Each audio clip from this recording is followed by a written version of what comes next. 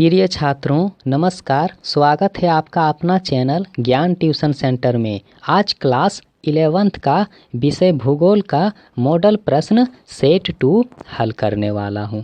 तो इनसे पहले मैंने सेट 1 का वीडियो अपलोड कर दिया है। अगर आप नहीं देखे हैं तो मेरे चैनल के डिस्क्रिप्शन में उसका लिंक है, वहां से जा कर के आप देख सकते हैं। तो जो भी स्टूडेंट मेरे चैनल पर पहली बार आए हैं तो सब्सक्राइब, लाइक और शेयर करें। तो आइए पहला प्रश्न सॉल्व करते हैं। तो देखिए स्क्रीन में आप लोग प्रश्न देख सकते हैं। बिग बैंग सिद्धांत का प्रतिपादन किसने किया था?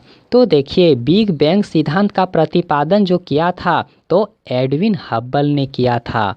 अगला प्रश्न, बिग बैंग सिद्धांत के अनुसार ब्रह्मांड की उत्पत्ति आज से लगभग कितने वर्ष पूर्व हुई है?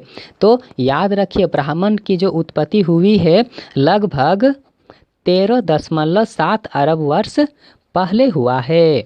तो अगला प्रश्न, पृथ्वी से सूर्य की औसत दूरी कितनी है? तो देखिए पृथ्वी से सूर्य की औसत दूरी जो है वो 14.96 करोड़ किलोमीटर है।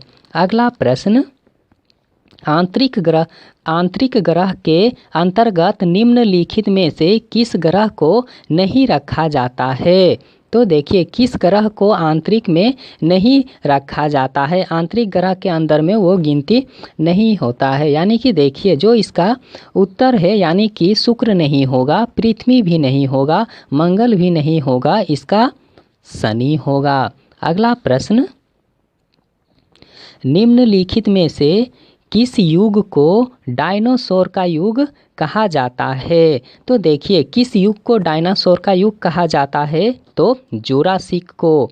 अगला प्रश्न, पृथ्वी पर जीवन का प्रारंभ आज से लगभग कितना वर्ष पहले हुआ था? तो देखिए इसका 4 ऑप्शन देखते हैं।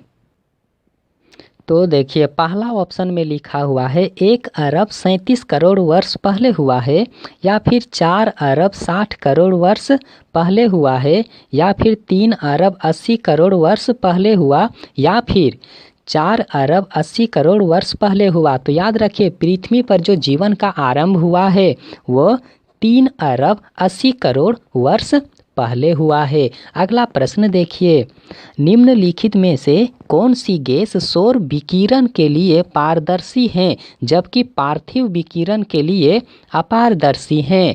तो याद रखिए अपारदर्शी यानी कि कार्बन डाइऑक्साइड है। अगला प्रश्न, मानव के लिए वायुमंडल का सबसे महत्वपूर्ण घटक निम्नलिखित में से कौन है? तो जलवाष्प है। निम्नलिखित में से कौन वायु की उस दशा को दर्शाता है जिसमें वायु में नमी उसकी पूरी क्षमता के अनुरूप होती है? तो देखिए यहाँ जो आंसर होगा संतृप्त आर्द्रता होगा। अगला प्रश्न, पृथ्वी की लगभग 50% वनस्पति प्राणीजात किस प्रकार के वन में पाई जाती है? तो भूमध्य सागरीय वन में। अगला प्रश्न, यहाँ जो है यहाँ पर ग नंबर ऑप्शन सही होगा, ये नहीं होगा। उष्णकटिबंधीय वर्षावन, याद रखिए उष्णकटिबंधीय वर्षावन होगा। अगला प्रश्न, संकटापन्न पौधों और जीवों की प्राणी जातियों तथा उसके संरक्षण के लिए रेड डाटा सूची किसके द्वारा जारी किया जाता है? तो याद रखिए किसके द्वारा जारी किया जाता है? तो यहाँ जो 4 ऑप्शन दिया हुआ है 4 ऑप्शन इसका सही नहीं है। याद रखिएगा इसका जो आंसर होगा IUC और इसका N होगा। तो देखिए इसका हिंदी नाम क्या होता है? अंतर्राष्ट्रीय प्रकृति संरक्षण संघ, याद रखिएगा अंतर्राष्ट्रीय प्रकृति संरक्षण संघ, याद रखिएगा। अगला प्रश्न, जैव विविधता का संरक्षण निम्नलिखित में से किसके लिए सर्वाधिक महत्वपूर्ण है? तो किसके लिए महत्वपूर्ण है याद रखिएगा। तो क और ख इसमें दोनों होगा, जंतु के लिए भी और पौधे के लिए भी। अगला प्रश्न, 1992 ईस्वी में पृथ्वी सम्मेलन का आयोजन किस देश में हुआ था? तो किस देश में हुआ था? ब्राज़ील देश में। अगला प्रश्न, भूगोल धरातल के विभिन्न भागों में कारणात्मक रूप से संबंधित तथ्यों में भिन्नता का अध्ययन करता है। यह कथन किनका है? यह कथन किनका है? तो याद रखिए अल्फ्रेड हैटनर का। निम्नलिखित में से किसे भौतिक लक्षण कहा जा सकता है? तो याद रखिए मैदान को। पृथ्वी की उत्पत्ति से संबंधित निहारिका परिकल्पना किसके द्वारा दिया गया है? तो लाप्लास के द्वारा। अगला प्रश्न, खगोलीय दूरी मापने की इकाई निम्नलिखित में से कौन है? तो देखिए प्रकाश वर्ष है। अगला प्रश्न, कौन भूकंपीय तरंग तरल एवं ठोस दोनों में गमन करती है? तो पी तरंग है। अगला प्रश्न, निम्नलिखित में कौन जोबियन ग्रह का उदाहरण है? तो याद रखिए जोबियन ग्रह का उदाहरण बृहस्पति है। अगला प्रश्न, निम्नलिखित में से कौन पार्थिव ग्रह का उदाहरण है? तो याद रखिए पार्थिव ग्रह का उदाहरण है तो शुक्र है। अगला प्रश्न, पृथ्वी की उत्पत्ति आज से लगभग कितने वर्ष पूर्व हुई है? तो पृथ्वी की जो उत्पत्ति हुई है आज से लगभग कितने वर्ष पहले हुआ है? तो याद रखिए 4.6 अरब वर्ष पहले हुआ है।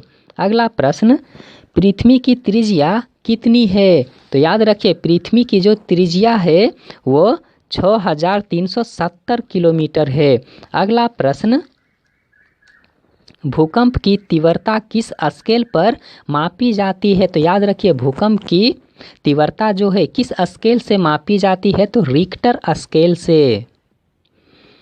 ग्रेनाइट किस प्रकार के चट्टान का उदाहरण है? तो याद रखिए ग्रेनाइट किस प्रकार के चट्टान का उदाहरण है? तो आग्नेय चट्टान का। संवहन तरंग सिद्धांत का प्रतिपादन किनके द्वारा किया गया है? तो देखिए संवहन तरंग का जो उत्पादन है किसके द्वारा किया गया है? तो याद रखिए हैरिस हेस के द्वारा। अगला प्रश्न, सागरीय अध स्थल विस्तार का सिद्धांत किनके द्वारा दिया गया है? तो देखिए किनके द्वारा दिया गया है? तो हैरिस हेस के द्वारा। अगला प्रश्न, मैग्मा के ठंडा होने से किस प्रकार के चट्टान का निर्माण होता है? तो देखिए आग्नेय चट्टान का।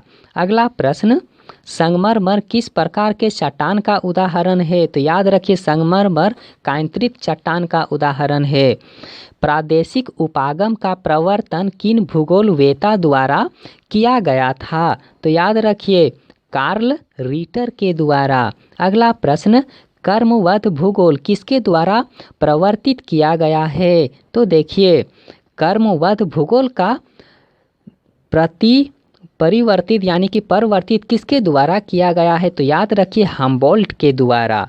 अगला प्रश्न, भूगोल के किस उपागम विधि को प्रकरण विधि भी कहते हैं? तो याद रखिए कर्मवत उपागम का। अगला प्रश्न, समुद्री मार्ग से पृथ्वी की परिक्रमा करने वाला प्रथम नाविक कौन था? तो देखिए मैगेलन था। अगला प्रश्न, पृथ्वी की आंतरिक संरचना में मध्यवर्ती परत किस नाम से जाना जाता है? तो मेंटल के नाम से जाना जाता है। भू संचलन किससे उत्पन्न होता है? तो याद रखिए भू संचलन किससे उत्पन्न होता है? तो पृथ्वी की आंतरिक शक्तियों से। अगला प्रश्न, ज्वालामुखी और भूकंप किस प्रकार की क्रियाएं हैं? तो आकस्मिक क्रियाएं हैं। अगला प्रश्न, वायुमंडल में सर्वाधिक मात्रा में कौन सी गैस पाई जाती है? तो देखिए वायुमंडल में सबसे अधिक मात्रा में कौन गैस होता है? तो देखिए नाइट्रोजन होता है। अगला प्रश्न, सभी प्रकार की मौसमी घटनाएं वायुमंडल की किस परत से घटित होती है? तो याद रखिए किस परत से घटित होती है? इसका जो आंसर है क्षोभ मंडल में होता है। अगला प्रश्न, निम्नलिखित में से कौन वर्षण के अंतर्गत शामिल नहीं किया जाता है? तो देखिए संघनन।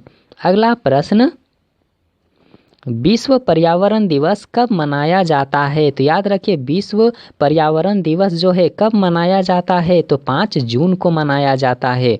और ये अंतिम प्रश्न है, निम्नलिखित में से कौन जीव मंडल को प्रदूषित कर रहा है? तो देखिए जीव मंडल को कौन प्रदूषित कर रहा है? पेड़ पौधे?